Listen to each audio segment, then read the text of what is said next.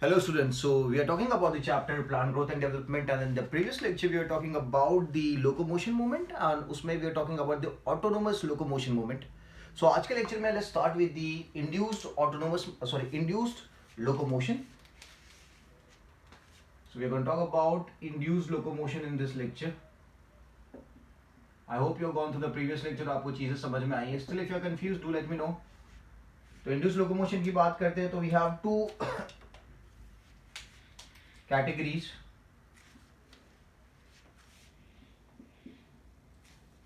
We have the phototactic and chemotactic. Phototactic and chemotactic.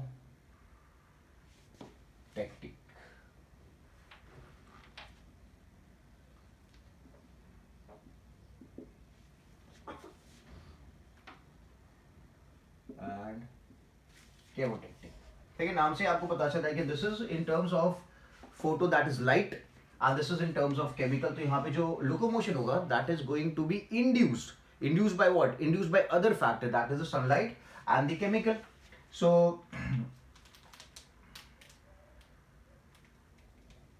we can take the example of Chlamydomonas.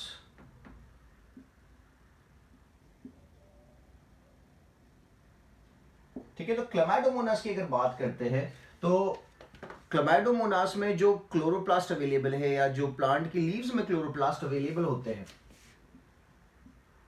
वो chloroplast फोटोटैक्टिक movement दिखाते हैं. ठीक है, तो यहाँ पे क्लोरोप्लास्ट का जो मूवमेंट है तीन टाइप का मूवमेंट है. That is we have parastrophic movement,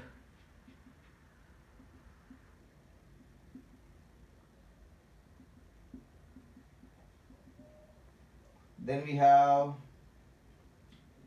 epistrophic movement and we have anastrophic movement.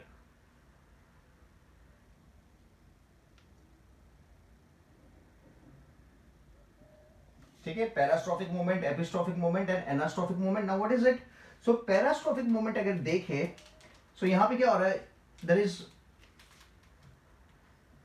Due to high light intensity, due to high light intensity जो क्लोरोप्लास्ट होते हैं they move towards the sides of the cell and they try to hide behind each other. Because high light intensity होगी तो there is a chance कि वहां पे photo oxidation होता है, क्लोरोफिल डैमेज हो सकता है ना.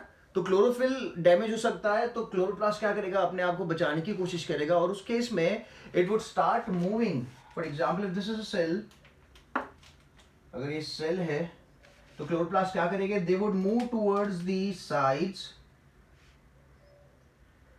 में मूव करेंगे and they would also try to hide behind each other. तो ये जो मूवमेंट है this movement is known as parastrophic movement. So this is taking place when there is high light intensity. तो यहां लिख देते हैं chloroplast moves towards sides, or let's say towards periphery,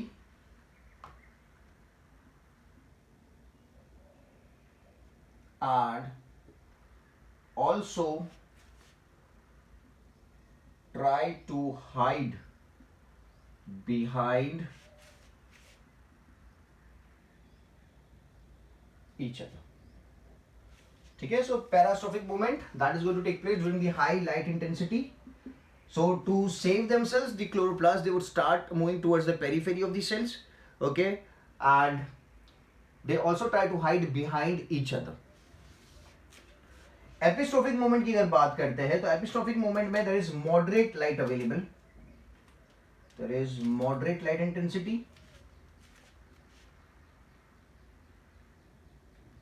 there is moderate light intensity. That means ज्यादा भी नहीं है और कम भी लाइट नहीं है. तो इस केस में जो क्लोरोप्लास्ट का मूवमेंट होगा that is they would move towards the center and they would rise in the cytoplasm. Because they want to take maximum sunlight, moderate amount में सनलाइट अवेलेबल है, तो ज्यादा लेने के लिए क्या करेंगे, they would move towards the centre and they would rise in the cytoplasm. So such a movement is known as epistrophic movement. लिखेंगे they would chloroplast moves in the center and rises in cytoplasm so that it can take up maximum amount of sunlight. Then there is anastrophic movement. Anastrophic movement की अगर बात करें तो यहाँ पे जो light है that is very low.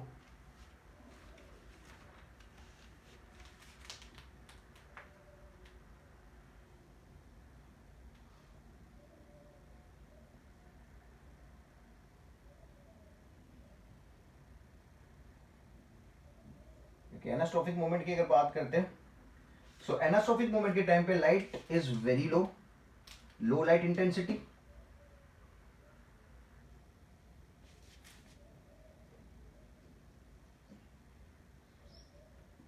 Low light intensity. तो लो लाइट इंटेंसिटी में क्या होगा, because proper amount of light नहीं मिल रही है, intensity is low, so the chloroplast would move in the cytoplasm and try to find out the place जहां पे उनको मैक्सिमम लाइट मिल सके, है ना. एंड मैक्सिमम लाइट मिलना तो इम्पॉसिबल है, क्योंकि यहाँ पे अपन क्या लो लाइट इंटेंसिटी है, लाइट की अवेलेबिलिटी ही कम है. तो उस केस में the chloroplast would keep moving from one place to another in the cytoplasm in search of good amount of light. क्या लिखेंगे, it would keep moving in the cytoplasm, तो मैं लिखूंगा irregular movement of chloroplast in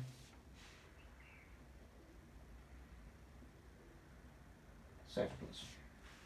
ठीक है, तो यहां पे फोटोटेक्टिक, यहां पे तीनों जो मूवमेंट है that is on the basis of sunlight. ठीक है, and the movement is performed by the chloroplast that is present in the plant cell. So I hope this is very clear. Parastrophic, epistrophic and anastrophic. High light intensity, moderate light intensity and low light intensity. Done. So let's talk about the another induced locomotion. यहाँ पे locomotion is induced by sunlight. अब यहाँ पे the locomotion is going to be induced by the chemicals, chemotactic.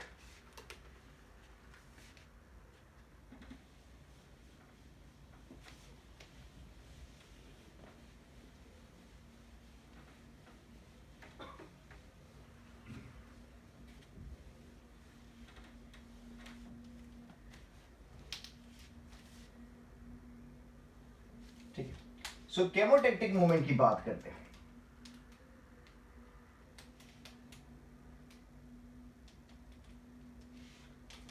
तो जो gametes होते हैं, gametes of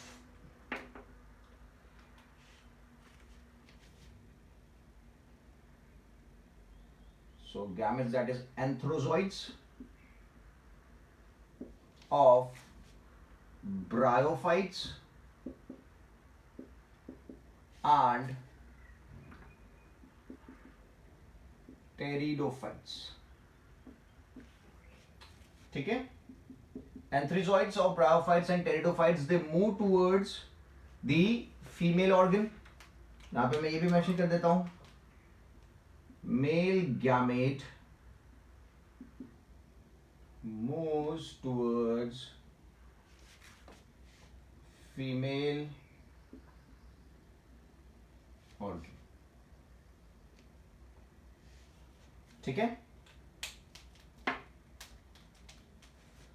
then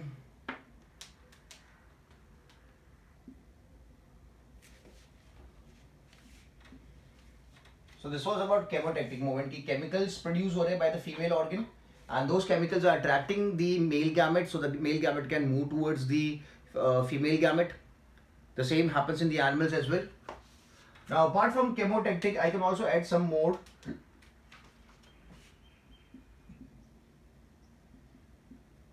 that is rheotactic moment. So rheotactic moment is the moment towards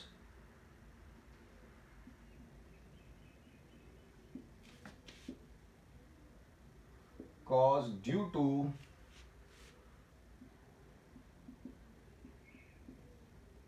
water current. Moment caused due to water current.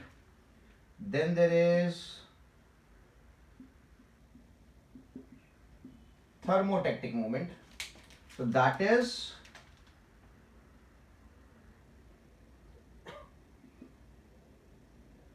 moment caused due to temperature.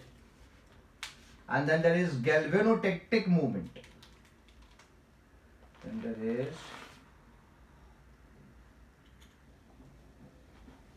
galvanotactic moment. So this galvanotactic moment is due to the electric current.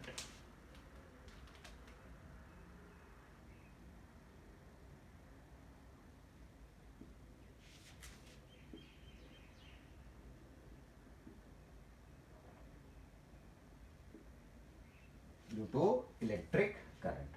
ठीक है, so there is phototactic moment, chemotactic moment, rheotactic moment, thermotactic moment and galvanotactic moment. Done. So induced locomotion की बात हो चुकी है. Okay, इससे पहले अपन ने we did talk about the induced के पहले अपन ने we were talking about the autonomous locomotion previous lecture में, और अभी इंड्यूस लोकोमोशन खत्म कर दिया. सो लोकोमोशन के बाद जो दूसरी कैटेगरी थी दैट वाज कर्वेचर मूवमेंट्स. ठीक है, अगर आपने प्रीवियस लेक्चर देखा होगा तो आपको पता होगा कर्वेचर मूवमेंट बाकी है. तो कर्वेचर मूवमेंट देख लेते हैं अब. सो कर्वेचर मूवमेंट को भी अपन ने दो में डिवाइड कर रखा है, ऑटोनोमस एंड इंड्यूस्ड. सो इसमें भी will talk about the curvature movement में first, that is autonomous.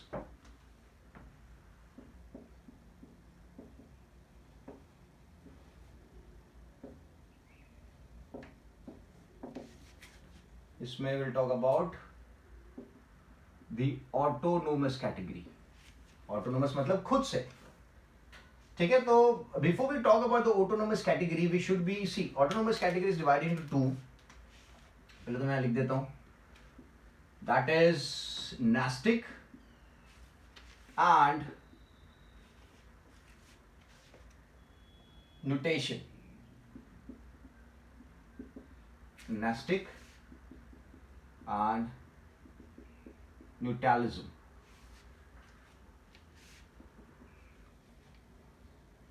Nutation, ये दो मूवमेंट्स देखने को मिलेगी किसमें, ऑटोनोमस में.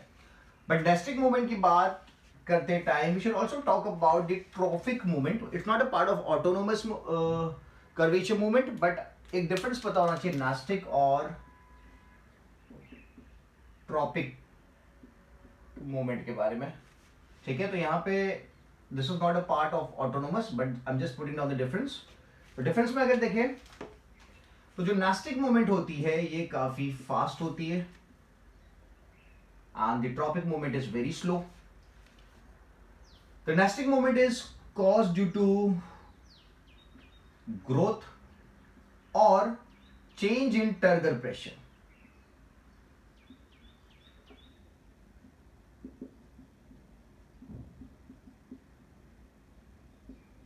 change in turgor pressure and tropic movement is just growth. सिर्फ ग्रोथ दिखाई देगी आपको ट्रॉपिक कर्वेचर मूवमेंट में. ठीक है, जो नास्टिक मूवमेंट होता है it is autonomous as well as induced, और जो ट्रॉपिक मूवमेंट होता है दैट इज ओनली इंड्यूस्ड. जो नास्टिक कर्वेचर मूवमेंट है that is non directional,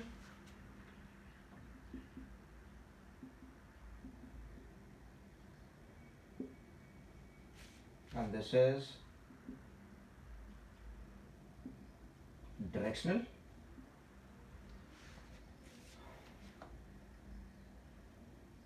A nastic moment is shown by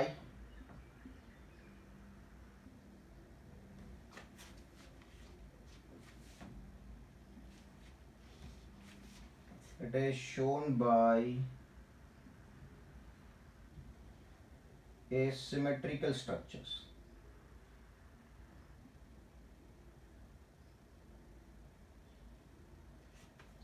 जैसे कि leaf, and this is shown by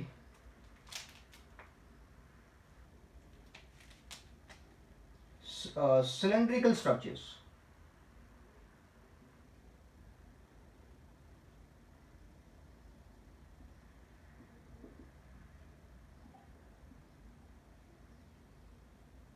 जैसे कि stem and root.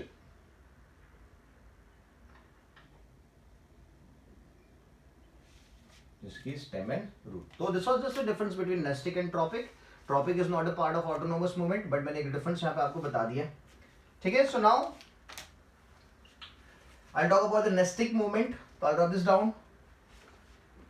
अब nestic movement में we have epinesty and hyponesty. Nestic movement में we have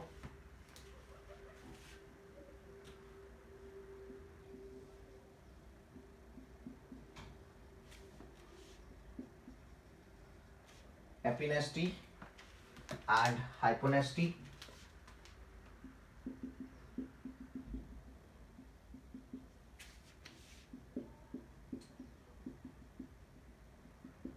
And hyponesty. So epinesty कब कहा जाता है? So epinesty is when there is growth on the upper side. Okay. For example, अगर leaf में upper side growth हो रही है तो उसको epinesty बोलेंगे. कोई भी प्लांट पार्ट में अगर अपर साइड ग्रोथ हो रही है, ग्रोथ ऑन अपर साइड, तो that is going to be termed as epinasty. और उसी तरीके से अगर there is growth on lower side of plant part,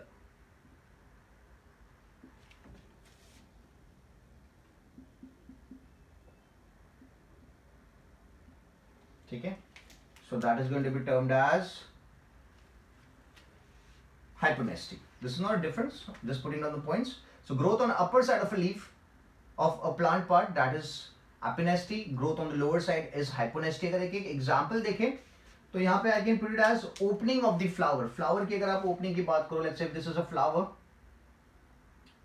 this is a closed bud, तो जब ओपन होगा तो it's going to be like this. इस तरीके से ओपन होगा. तो यहां पे क्या हो रहा है? There is growth on the upper side of the leaf. तो यहां पे लिखूंगा opening of flower,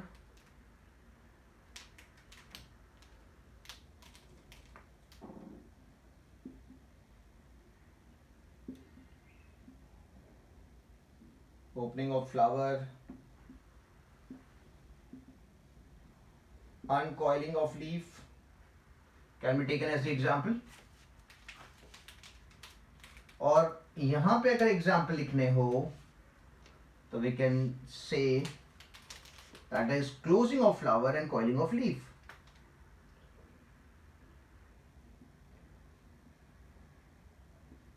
closing of flower and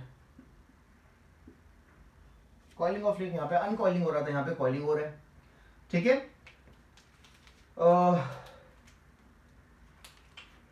एक और यहां पे मैं बता देता हूं. Let's talk about the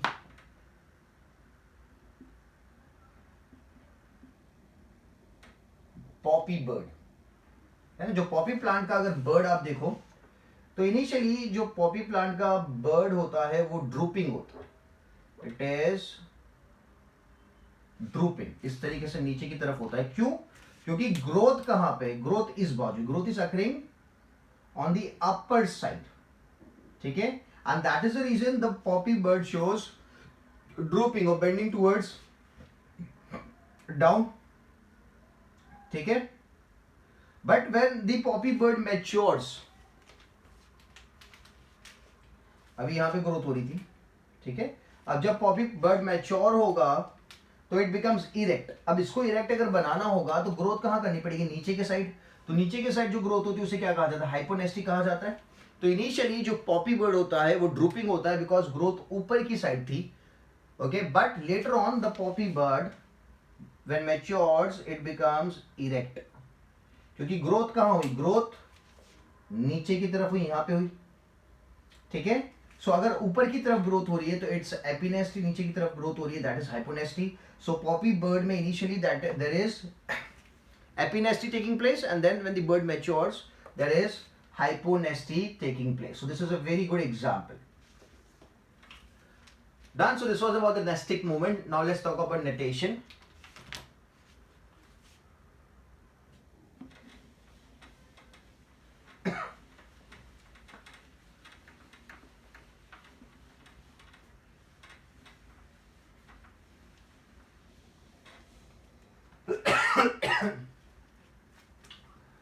Okay, natation की बात करें, so we can place it into two categories as well, or let's say natation के example के लिए we should talk about the runners. जो plants होते हैं runners, तो runners की अगर बात करते हैं तो runners में अगर आप growth देखोगे तो growth कुछ इस तरीके से होती है, ठीक है। अब यहां पे अगर एपिनेस्टी होती है तो ये जो पोर्शन है प्लांट का ये क्या करेगा, it would start growing getting downwards, ठीक है। अब यहां पे हाइपोनेस्टी होगी, नीचे की तरफ ग्रोथ होगी, तो ये पोर्शन फिर से ग्रो करेगा,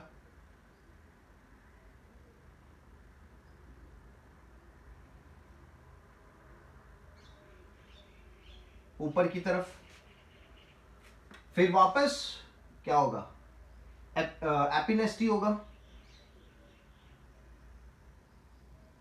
तो वापस ये ग्रो करेगा नीचे की तरफ, और वापस हाइपोनेस्टी, तो ग्रोथ होगा ऊपर की तरफ। तो इस तरीके से क्या होगा, ग्रोथ चलता रहेगा और it would develop a zigzag pattern, ठीक है। So this is nutation. Epinasty भी दिखाई दे रहा है, हाइपोनेस्टी भी दिखाई दे रहा है, so that comes under the category of Natesan and zigzag pattern develop हो जाएगा रनर्स के अंदर। सेम चीज अगर आपने देखी हो टेंड्रिल्स में जो ग्रोथ होती है, टेंड्रिल्स की अगर बात करें तो टेंड्रिल्स में भी कुछ इसी तरीके की ग्रोथ होती है, plus minus, that is epinasty और हाइपोनेस्टी दोनों दिखाई देगी, बट टेंड्रिल्स में it is more like a circle, यहाँ पे सर्कल नहीं था, यहाँ पे जिगजैग पैटर्न है, बट टेंड्रिल्स में it's going to be like this, है ना, ये जिगजैग पैटर्न है, ये कर्वेचर पैटर्न है, तो this can be termed as circumnutation. इसको we can put it in the category of सर्कमनेटेशन,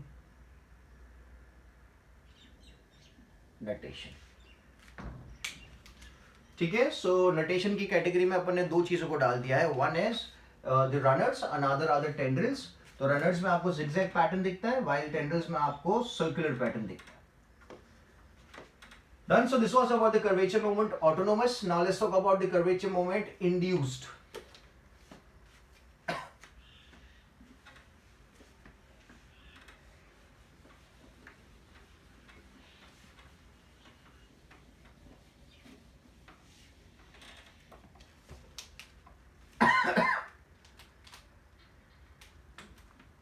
Induced आपको बताइए with the help of maybe sunlight or maybe some other factor. Now let's say when you talk about phototropism, तो phototropism की अगर आप बात करते हो तो phototropism में जो स्टेम होता है,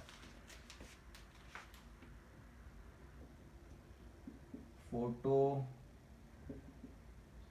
मूवमेंट की अगर बात करोगे या फिर जियोट्रॉपिक मूवमेंट की अगर बात करते हैं, जियोट्रॉपिक मूवमेंट का दूसरा जो नाम है दैट इज बेरीट्रॉपिज्म, ठीक है, ये मैं बोल देता हूं barytropism. Geotropism is also known as बेरीट्रॉपिज्म।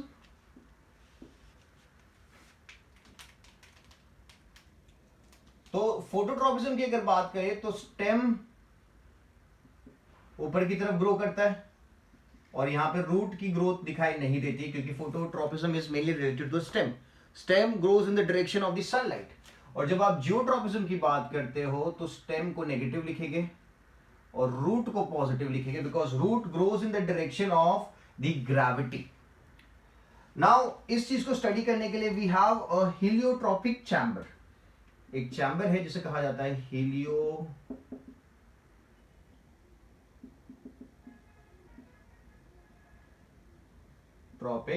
Chamber. और हीलियोट्रॉपिक चैम्बर की अगर बात करें तो लेट्स टेक अ बॉक्स और अ chamber and it has opening from one side। और यहां पे अगर अपन potted plant रखते हैं, if you place a potted plant at one end and let the plant grow, you'll see that the curvature or the bending of the stem towards the area जहां पे आपने opening रखी है। अब ऐसा क्यों हो रहा है? बिकॉज यहां पे सनलाइट अवेलेबल है, सनलाइट इज अवेलेबल, ठीक है। So this is a heliotropic chamber which is demonstrating the movement of which is demonstrating the movement of the stem towards the sunlight, that is the phototropic movement। now एक और चीज यहां पे देख लेते हैं, जैसे कि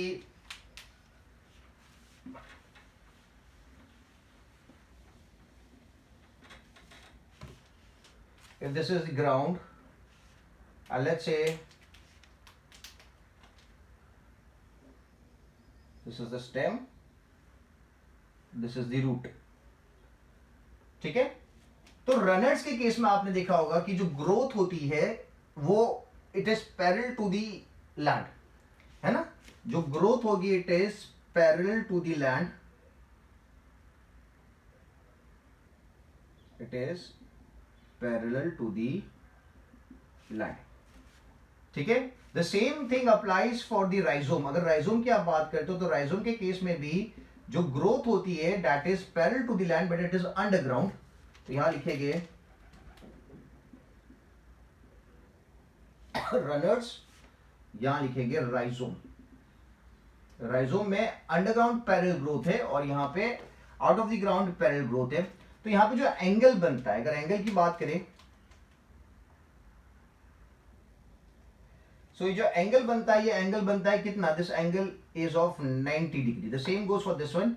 अगर एंगल देखें यहां पे तो जो एंगल बनेगा दैट इज 90 डिग्री का एंगल बनता है, ठीक है। और 90 डिग्री के एंगल पे अगर कोई ऑर्गन या स्ट्रक्चर का ग्रोथ होता है प्लांट्स में, so that structure is known as diageotropic structure. उस स्ट्रक्चर को क्या कहा जाता है? It is known as the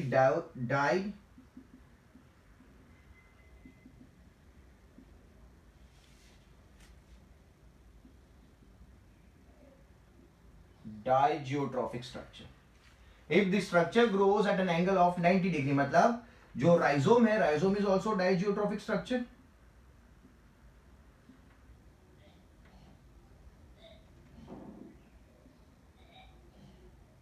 tropic structure, ठीक है। And the runner is also diageotropic structure. अच्छा, अभी रूट्स की अगर बात करते हैं तो रूट्स में आपने देखा होगा रूट हेड्स का फॉर्मेशन होता है। तो रूट हेड्स अगर देखोगे तो इट ग्रोज लाइक दिस। जो रूट हेड्स होती है वो इस तरीके से ग्रो करती है। तो यहां पे अगर आप एंगल देखो, so there is an angle of 40 degree, और let's say there is an angle of 45 degrees, ठीक है। और उसी तरीके से यहां पे अगर ऊपर देखें, ब्रांचेस की बात करें, तो यहां पे भी जो एंगल आपको दिखेगा that is going to be 45 degrees. तो ये जो ग्रोथ होती है स्ट्रक्चर्स की 45 डिग्री पे, तो इन स्ट्रक्चर्स को कहा जाता है प्लाजियोजियोट्रॉफिक structure.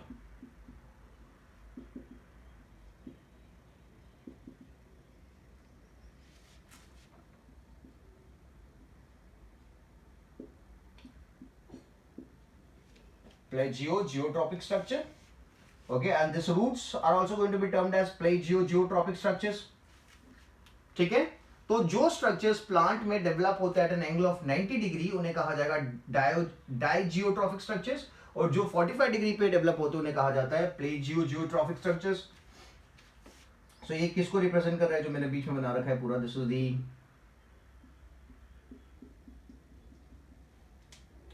Main stem,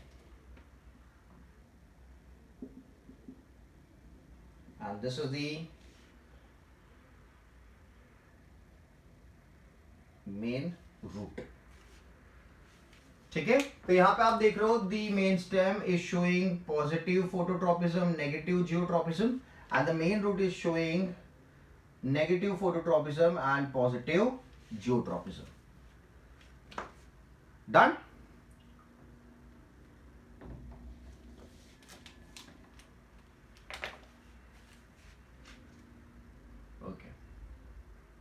Now there is a device which is known as clinostat. एक डिवाइस है जिसे क्लाइनोस्टैट कहा जाता है. It nullifies the effect of geotropism. अगर जियोट्रॉपिज्म का इफेक्ट नलिफाई करना है तो क्या करेंगे, एक इंस्ट्रूमेंट यूज करते, एक डिवाइस यूज करते जिसे कहा जाता है क्लाइनोस्टैट. What is clinostat? It is a device that nullifies the effect of geotropism. Device that nullifies effect of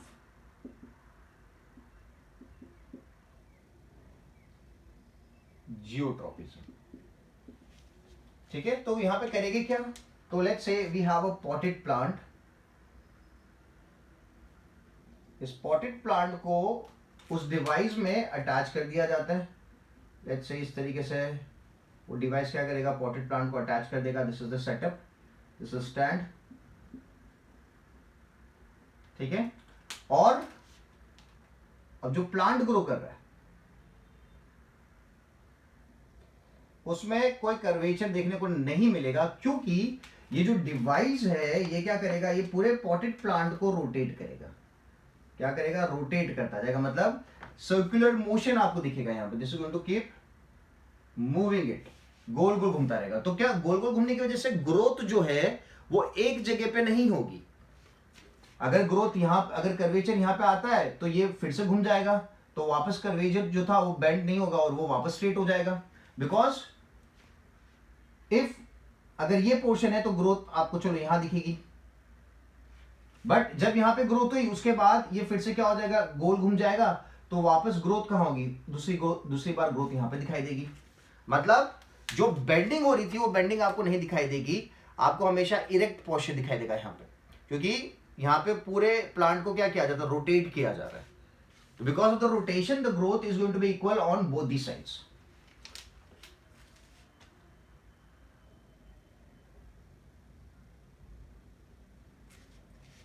Because of rotation, growth is on both sides. ठीक है, एक तरफ आपको ग्रेविटी की तरफ ग्रोथ नहीं दिखेगी. तो ये जो इंस्ट्रूमेंट है, this is clinostat, device that nullifies the effect of geotropism. Because ये रोटेशन दे रहा है, तो जो जियोट्रॉपिज्म था that is movement towards gravity, वो आपको यहाँ पे दिखाई नहीं देगी, because the plant is continuously being rotated. ठीक है, then we can talk about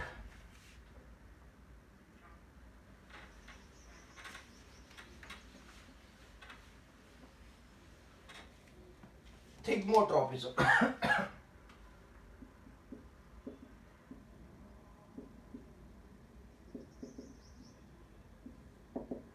okay, thigmotropism की बात करें तो दैट इज टच, ये तो पता ही आपको. And we can also term another, that is haplotropism. क्या है, हैप्लोट्रॉपिज्म है. जैसे कि ये कोई सपोर्ट है, ये कोई सपोर्ट है, और कोई ट्विनर या टेंड्रिल इस सपोर्ट से आके अटैच होता है. लेट्स से यहां से अटैच हुआ, ठीक है, कोई टेंड्रिल आके अटैच हो गया और ट्विनर आके अटैच हो गया.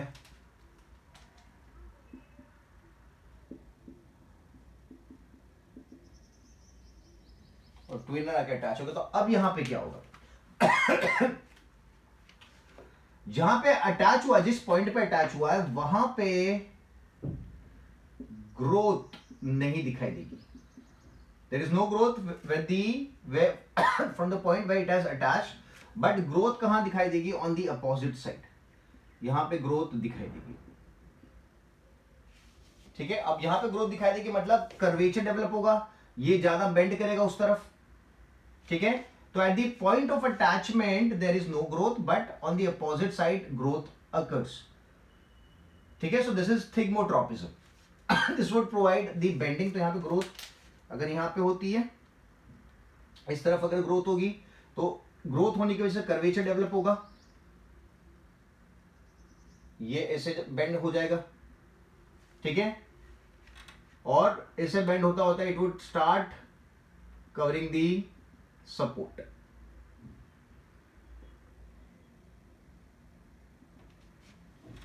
ठीक है, अगर ग्रोथ यहां पे है तो this is going to show this curvature turning on the left side. अगर ग्रोथ यहां पे है तो it would show turning towards the right side.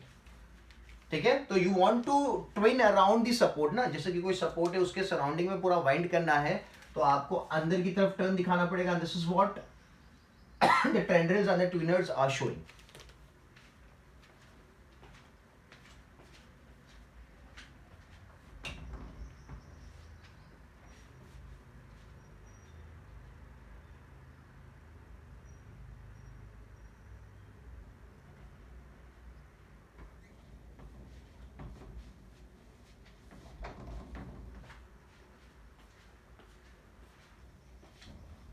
ठीक है, is this clear? Simple and easy.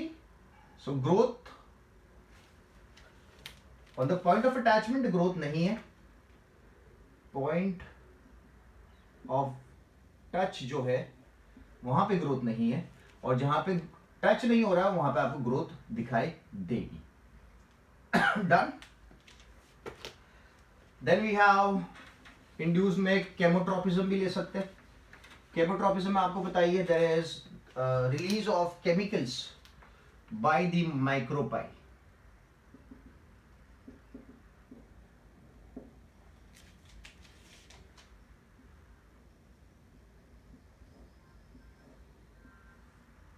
Okay, this is the female reproductive structure, and there is this micropylar region, and there is the ovule. तो जब pollen आके यहाँ पे settle होता है तो there is formation of a pollen tube, and the pollen tube consists of what? It consists of male gametes. तो जो मूवमेंट है मेल गैमेट का towards the female gamete is due to the secretion of chemicals by the micropyle. कहां लिख देते हैं?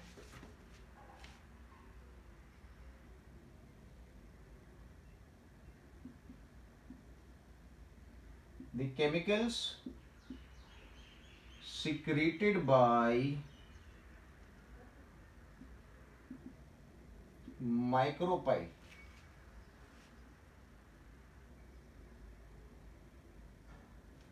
Okay, secreted by micropyle causes the movement of pollen tube towards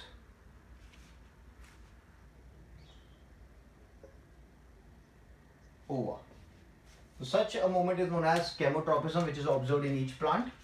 The chemical secreted by micropyle causes the movement or guides the pollen tube towards the ova. ठीक है, so this is chemotropism. और tropism अगर देखें तो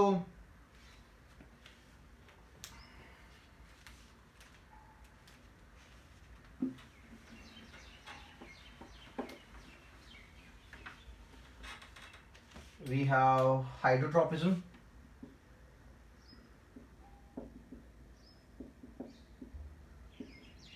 So hydrotropism में क्या है? Stem shows negative movement while the roots show positive movement towards the water. ठीक है, let's say if there is this land, this area, and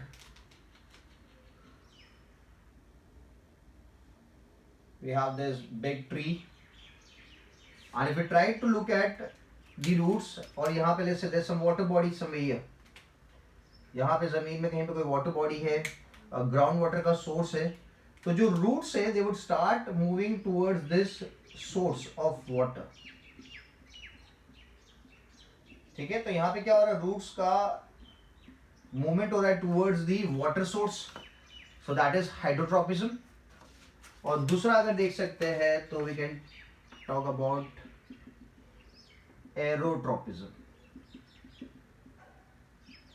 ठीक है, एरोट्रोपिज्म की अगर बात करें तो we can take the example of pneumatophores, mangroves में अगर आपको पता हो, because the water is saline salty, the pores of the root they get chopped up, है ना, the roots are not able to take up the oxygen from the water because there is choking up of the pores of the root, and that is the reason the roots they pop out.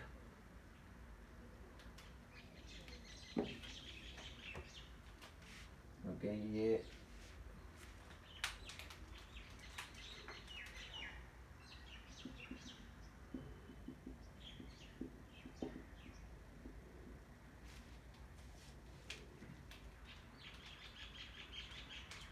okay, so the roots are going to pop out, so it's going to be like this. So these roots which pop out are one of its kind because they show positive phototropism and negative geotropism. ये क्या दिखा रहे हैं, negative, because normally क्या होता है, जो roots होती है क्या दिखाती है, पॉजिटिव हाइड्रोट्रोपिज्म दिखाती है, पॉजिटिव जियोट्रोपिज्म दिखाती है, but in case of mangroves the roots are showing negative geotropism. यहाँ लिखेंगे mangrove root show negative geotropism and positive phototropism, and this is all happening due to the aerotropism occurs due to choking of roots in the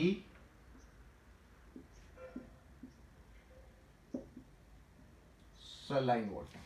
It is due to choking of roots in the saline water. They are not able to breathe properly and they are going to pop out of the soil. Okay, good. ठीक है, so now let's move ahead and let's talk about the curvature variation.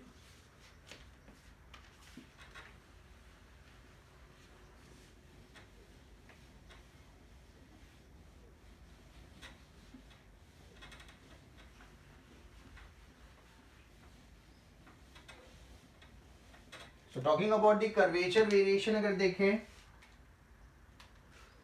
so curvature variation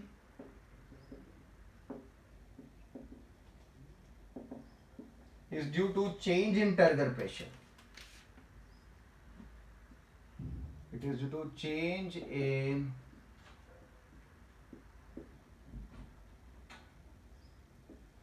turgor pressure. ठीक है, we can take the example of a plant known as Desmodium garnacus. Desmodium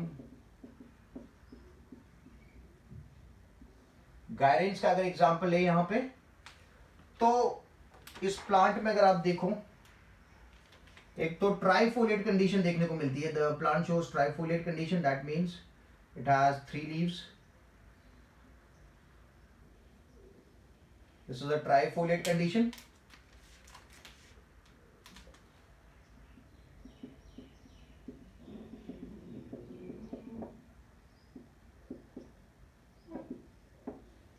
ठीक है, और होता क्या है यहाँ पे कि इसके जो मोटर सेल्स है दे लूज K+ आयंस. जो मोटर सेल्स लोकेटेड है इसके बेस पे, लीफ के बेस पे, यहाँ पे मोटर सेल्स होते हैं, and what they do is they lose K+ ions. तो जो यहाँ पे सब लीफ के बेस पे जो मोटर सेल्स थे वो क्या करेंगे, they would lose the K plus ion, जिसकी वजह से क्या होगा, दे बिकम फ्लैसिड,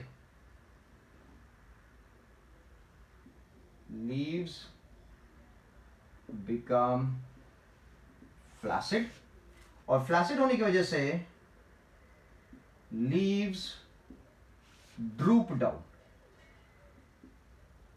मतलब आप बोल सकते हो मुरझा जाएगी, ऐसा बोल सकते हो, drupe down.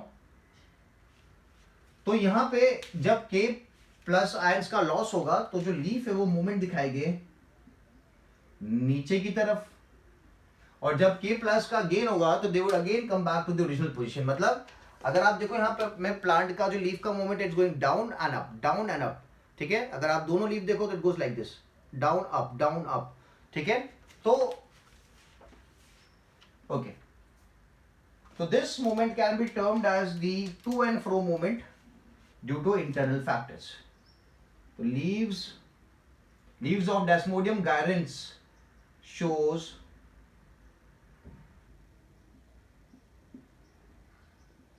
to and fro movement. It shows to and fro movement due to internal factors.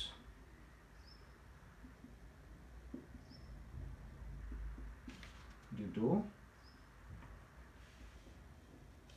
Internal factors, ठीक है। तो अगर जब K प्लस एब्सॉर्ब किए जाएंगे the leaves would again become erect, get back to the position.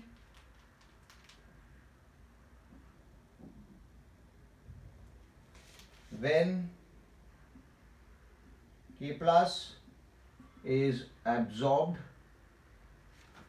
the leaves again become erect, ठीक है। तो जब इरेक्ट हो जाएगा तो again it would go back to its normal position. So it shows up and down movement, to and fro movement. Okay. Okay, so let's talk about another movement as well. Let's talk about variation induced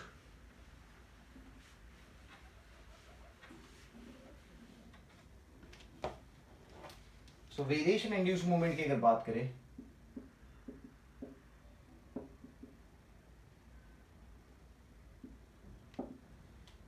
we can take the example of Oxalis and Marsilia. Oxalis और Marsilia का अगर example लेके चले तो यहाँ पे there are movements like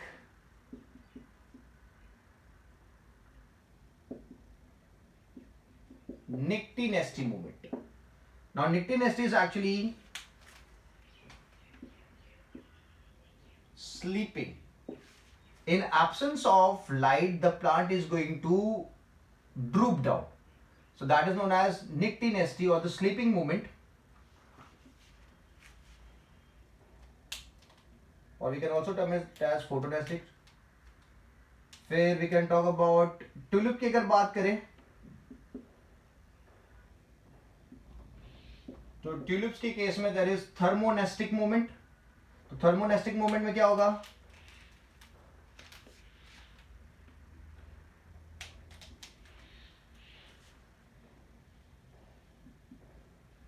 opening and closing of flower takes place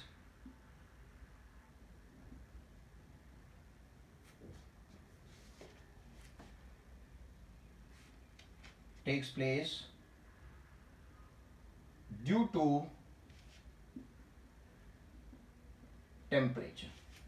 ठीक है, तो यहाँ पे we can take the example of tulip. So that is a thermonestic movement. ठीक है। I hope this is very very clear. तो variation induce में मैंने ऑक्सैलिस और मार्सिलिया का एग्जांपल ले रहा हूँ, जिसमें मैंने बताया nictinasty and thermonastic movements. Okay, so in the next lecture we'll talk more about the movements. जो remaining part है उसको देख लेंगे. So I hope things are very very clear, things are very very simple, but still if you are confused, do let me know. ठीक है, so I'll keep this much for the session. Thank you so much.